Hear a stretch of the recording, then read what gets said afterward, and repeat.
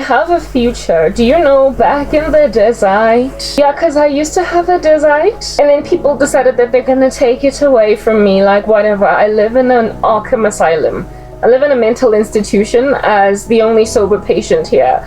I feel overrun. I'm like a nurse that keeps on injecting people with sleeping drugs so they don't come all up in my grill and pounce on me with their scratchy fingernails. But every so often they get to me anyway, because I mean, I'm just one little nurse. I live at Arkham Asylum. That's just my duty every single day. I'm amidst very crazy people. But listen, back in the day when I used to have a life, not so much as an Arkham Asylum nurse, not so much as a mental asylum nurse, but just a thriving South African citizen, I had hopes and ambitions.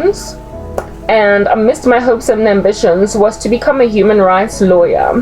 Didn't quite get around to finishing that because I had to drop out of university because my mom was not paying my fees, so I couldn't do an LLB.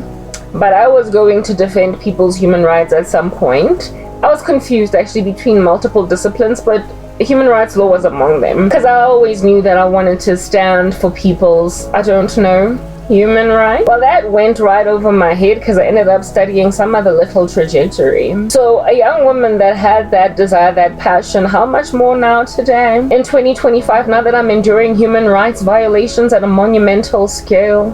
How much more now do I have that fever within my bones to be a human rights lawyer? Listen, I did not quite get around to graduating with an LLB. Neither did I get around to graduating with any degree at all, because mentally ill South Africans that have no regard for people's constitutional rights, the thing I wanted to defend, are running the country, and they've put everybody in a headlock and they can't breathe. And I happen to be among them because they took me out of education, instruction and life at all.